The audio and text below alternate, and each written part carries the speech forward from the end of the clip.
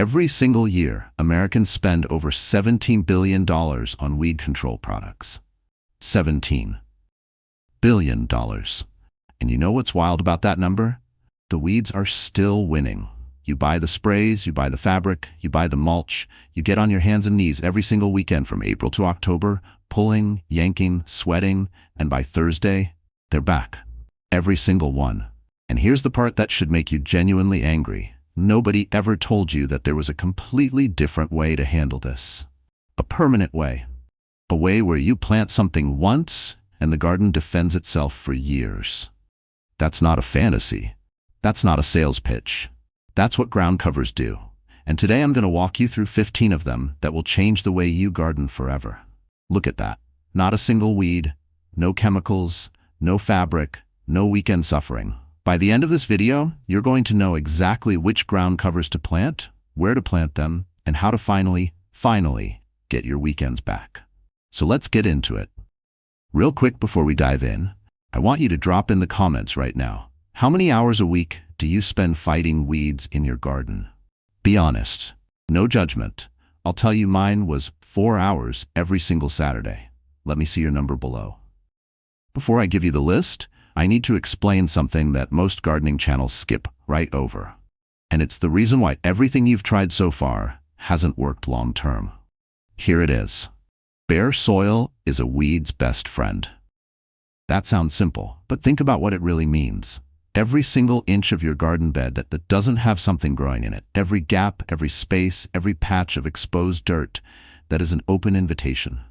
Not just for one weed, for thousands. Here's what most people don't know.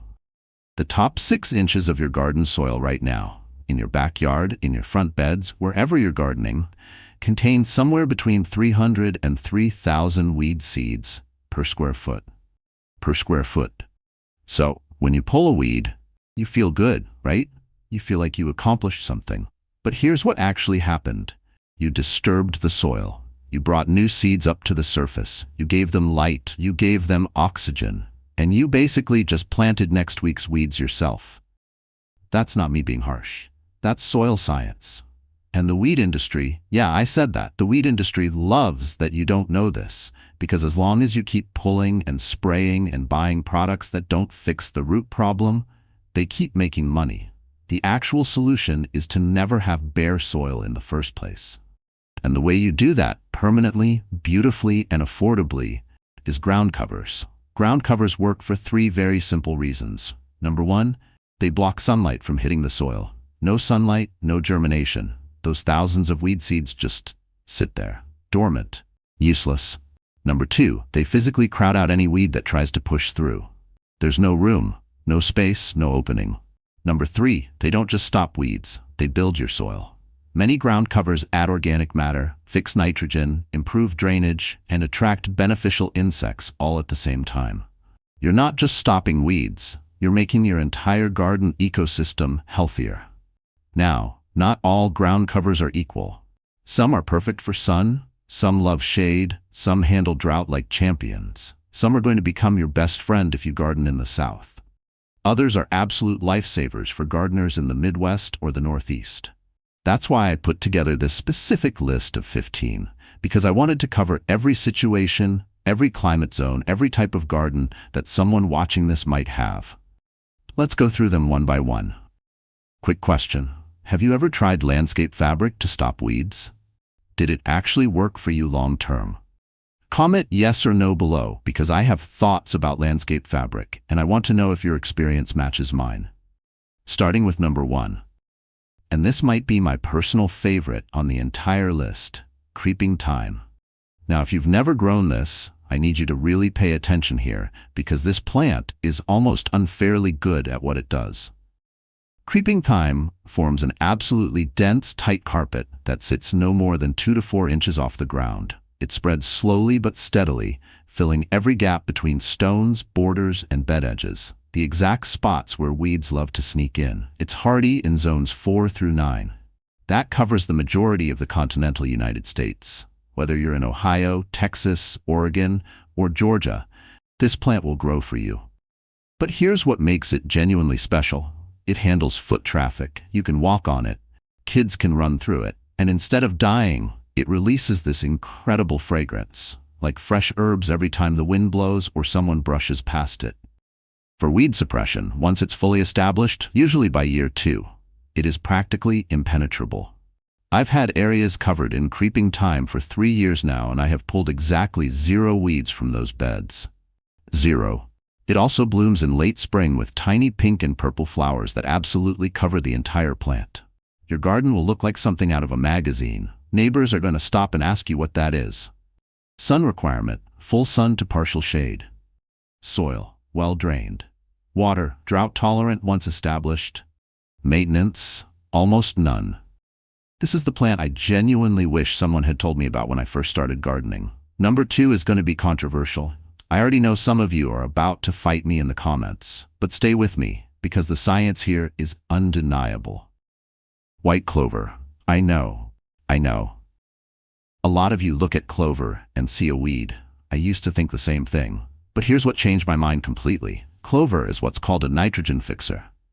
Its roots form a relationship with specific soil bacteria that pull nitrogen directly from the air and convert it into fertilizer right there in your soil. For free, without you doing a single thing.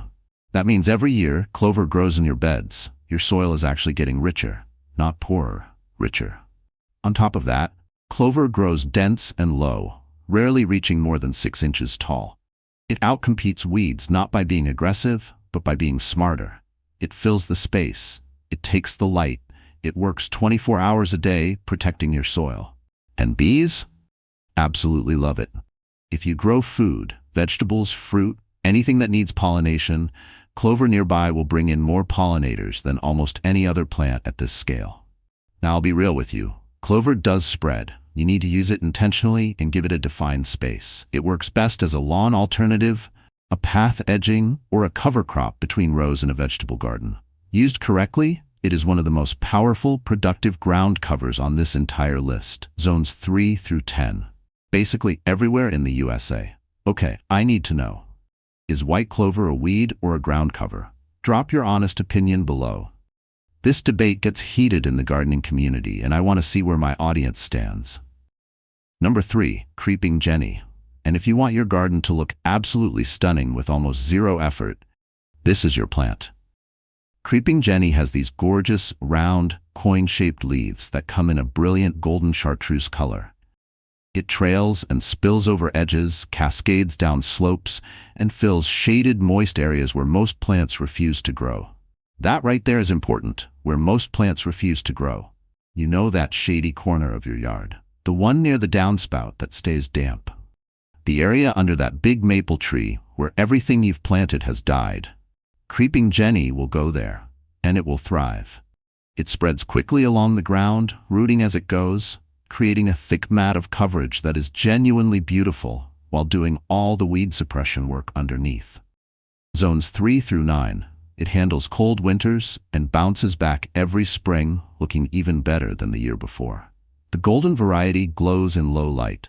It literally brightens up dark garden corners in a way that looks expensive and intentional. Pair it with darker foliage plants or deep purple ajuga, and your garden will look like a professional designed it. Nobody has to know, it basically takes care of itself. Number 4, ajuga, also called bugleweed. And if creeping Jenny is the golden beauty of shady gardens, ajuga is the dramatic, moody, absolutely jaw-dropping one. Deep burgundy and purple foliage. In spring, it sends up these gorgeous blue-purple flower spikes that look like something from a fantasy garden. It's honestly one of the most visually striking ground covers you can grow. But don't let the looks fool you. Ajuga is a warrior. It spreads by runners, little horizontal stems that reach out, touch the soil, root, and start new plants. Give it a season or two, and it forms a carpet so thick and so dense that weeds simply have nowhere to go. It handles full shade, which is the hardest gardening problem most homeowners deal with.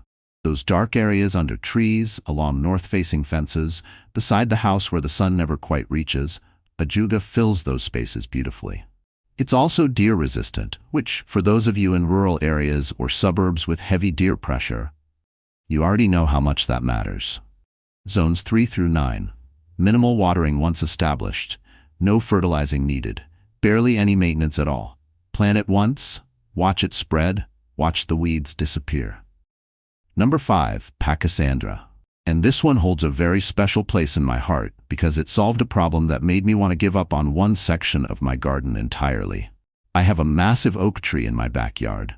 Beautiful tree, terrible for gardening underneath it. The roots compete for water and nutrients. The shade is dense. Nothing, and I mean nothing, seemed to want to grow there. Until Pachysandra.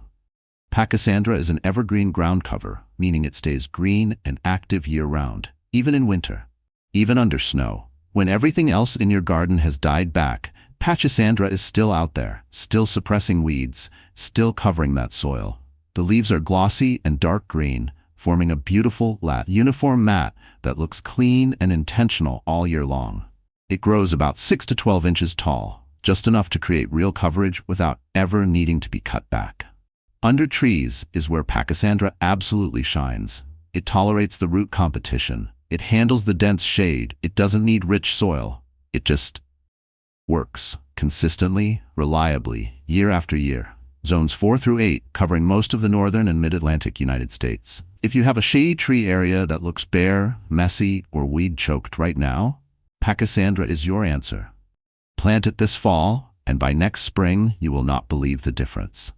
We are 5 plants in, and I've already given you enough information to completely transform at least one problem area in your garden.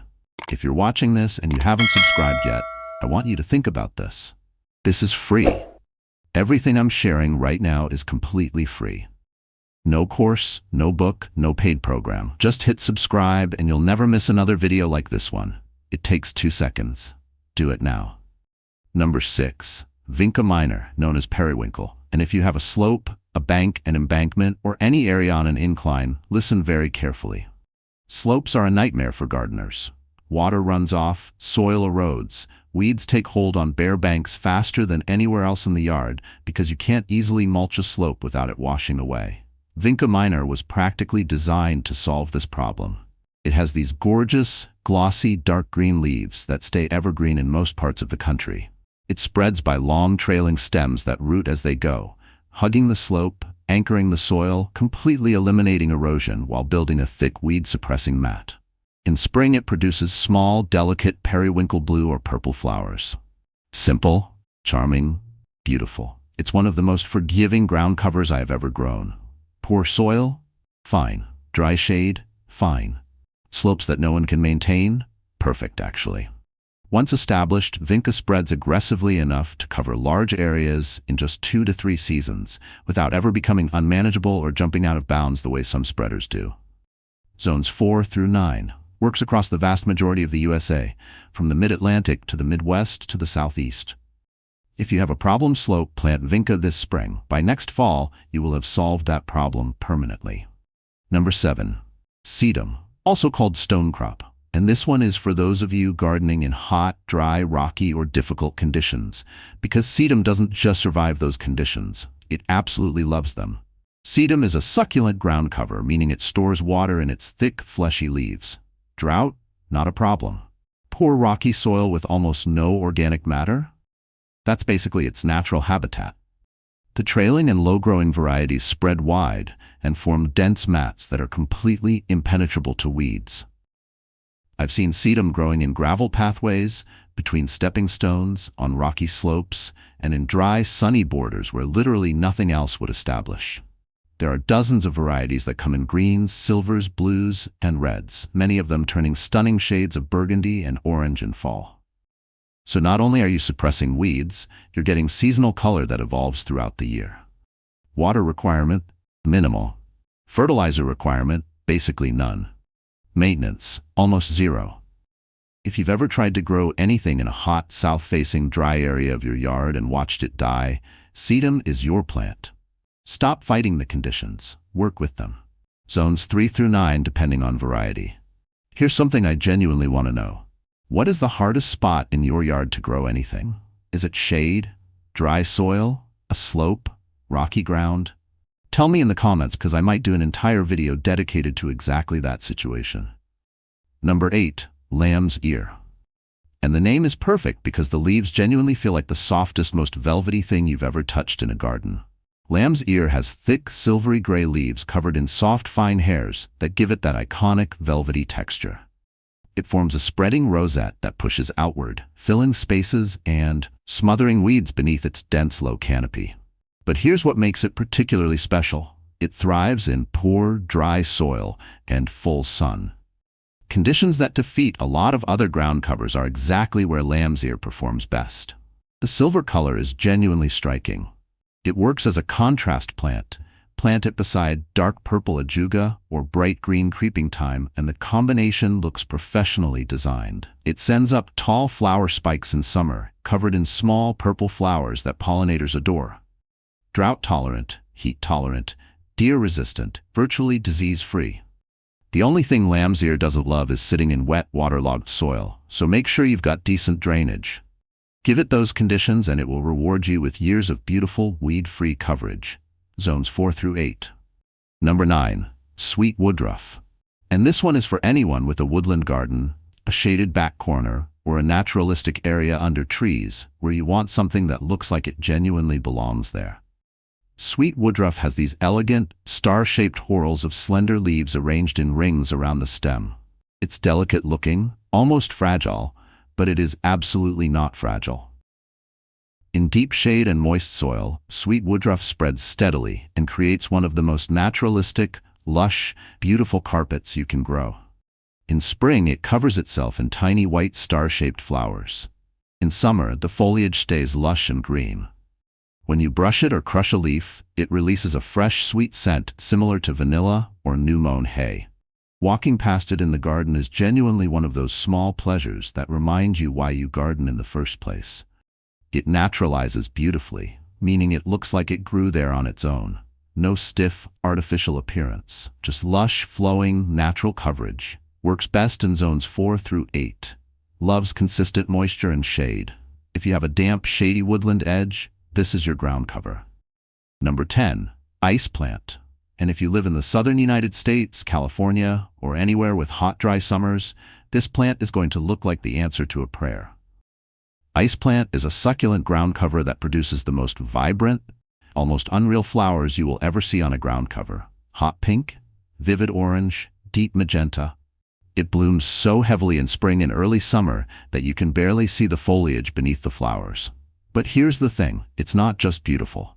It is one of the toughest, most drought-adapted ground covers in existence. It handles full sun, heat, dry slopes, sandy soil, and coastal conditions that would kill most plants within weeks. Once established, it needs almost zero supplemental water. It just grows, it spreads, it blooms, it covers. For weed suppression, it creates such a dense mat of succulent tissue that nothing gets through. The leaves and stems pack together so tightly that weed seeds can't even find bare soil to germinate in. If you live in a hot climate and you're spending money on water trying to keep anything alive in your sunny beds, ice plant is your answer. Zones 5 through 11 depending on variety, especially effective across the South, Southwest, and Pacific coast. We are at number 10 right now, 10 ground covers deep.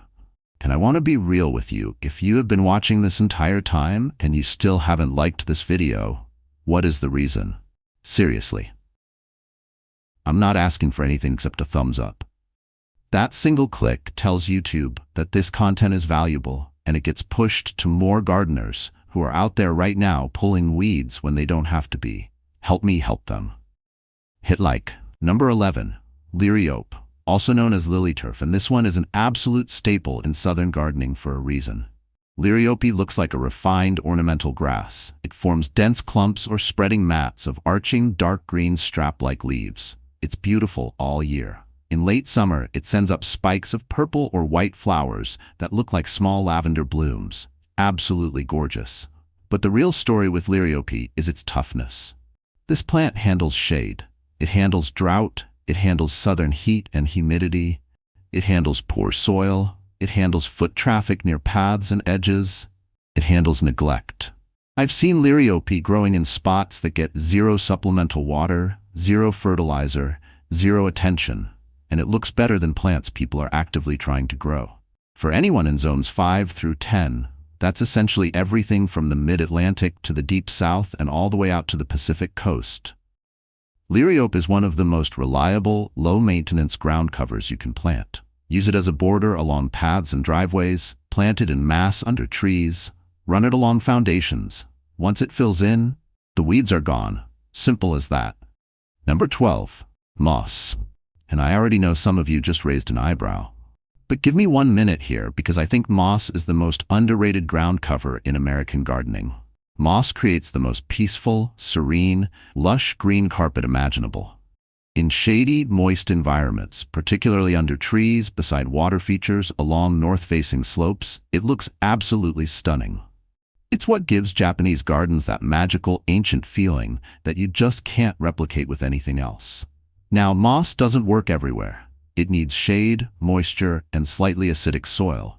If you have those conditions, though, and many of you in the Pacific Northwest, the Northeast, and the Upper South do, moss is genuinely perfect. It requires zero mowing, zero feeding, zero watering once established. It just quietly grows, quietly spreads, quietly keeps every single weed from getting a foothold.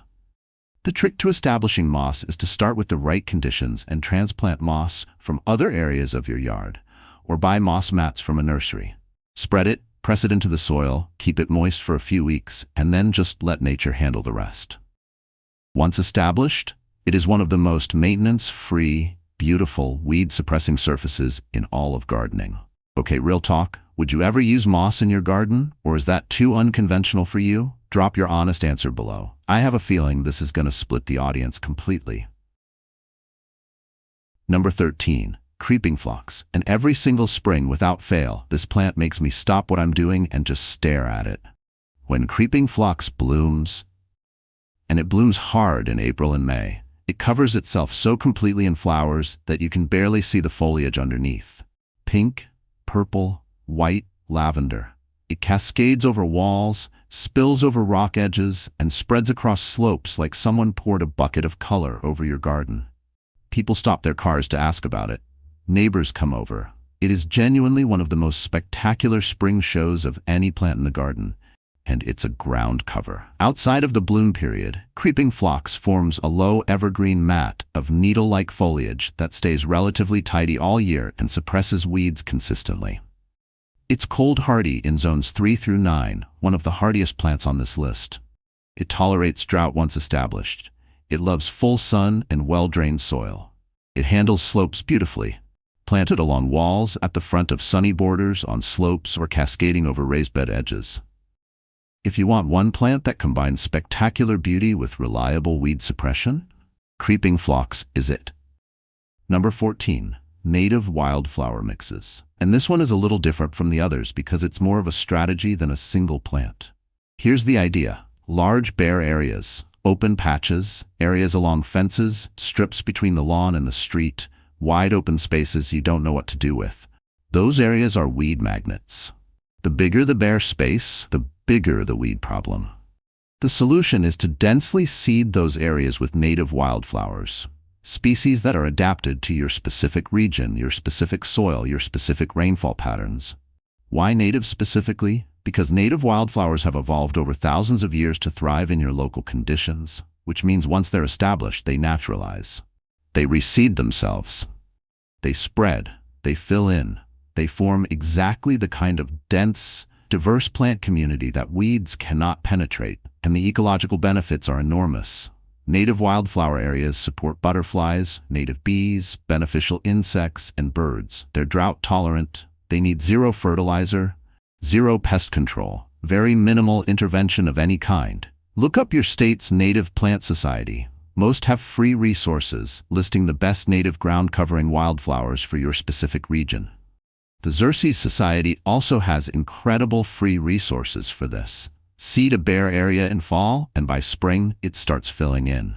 By year 2, it looks intentional and beautiful. By year 3, it practically maintains itself. And number 15, low-growing ornamental grasses. And I want to specifically highlight the low, clumping, non-invasive varieties because these are an incredibly underused tool in American home gardens. I'm talking about varieties like blue fescue, prairie dropseed, mondo grass, and low-growing muhly grass. These form beautiful, dense, low clumps that spread slowly and fill in large areas with incredible texture and movement. The thing about ornamental grasses as ground covers is that they bring something most ground covers can't: year-round structure and movement. In winter, when everything else has died back, ornamental grasses stand up. They move in the wind. They catch frost and morning light in a way that's genuinely beautiful. They give your garden a presence and architecture that flat-growing covers simply can't match. For weed suppression, the dense root systems and thick clump formation leave zero room for weeds to establish. Add a layer of compost between new plantings at establishment, and they fill in remarkably fast.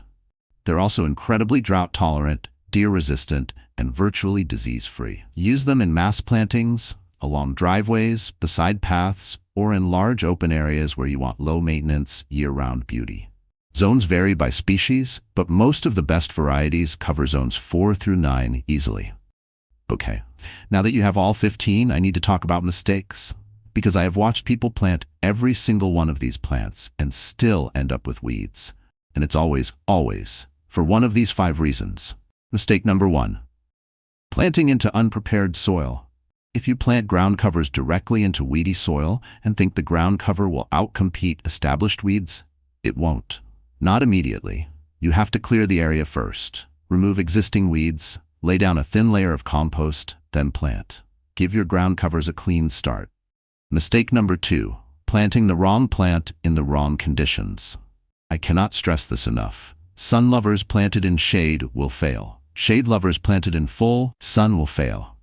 Every single plant on this list has specific light and moisture requirements. Read them. Respect them. Don't try to force a plant into a spot it doesn't want to be in. Mistake number 3. Not watering during establishment. Ground covers are drought-tolerant once established, but that phrase "once established" is doing a lot of work. In year 1, most ground covers need consistent moisture while their root systems develop. Skip watering during that first season, and you'll lose plants. Keep them watered for the first full growing season, and then, and only then, back off. Mistake number 4. Spacing plants too far apart. This is the most common mistake I see. People buy ground covers, read the mature spread on the tag, and space them at their maximum distance because they don't want to buy more plants. What they get is 2 years of weed problems while the plants are trying to grow into all that empty space. Space them closer. Buy a few extra plants. Cover the soil faster. It's worth it. Mistake number 5. Mixing aggressive spreaders with delicate plants. Some ground covers on this list spread enthusiastically. Vinca, ajuga, creeping jenny. If you plant those next to slow-growing perennials or small ornamentals, the ground cover will swallow them. Plan your edges. Use physical barriers where needed. Be strategic. Here's something I want you to think about seriously. The information in this video, the plant selection, the placement tips, the mistakes to avoid would cost you hundreds of dollars in a consultation with a landscape professional. You just got it for free. The only thing I ask in return is that you subscribe to this channel so I can keep making videos like this one. That's the deal. It's a very good deal.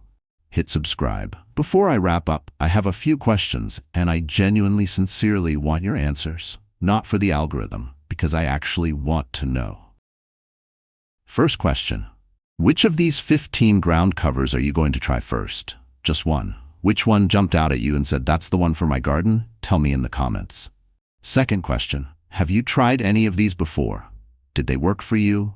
Did they fail? I want the honest experience, not the idealized version. Real gardening involves real failures, and I think we all learn more from those than from anything else. Third question, and this is the one I really want you to answer. What does your weed situation look like right now? Is it manageable? Is it out of control? Have you given up on certain areas completely? Because if you tell me where you are, I can point you toward the exact plant from today's list that will solve that specific problem. Drop everything in the comments. I read them. I respond. This is a real community, and your experience matters here. Here's what I want to leave you with today. You have been fighting weeds the hard way.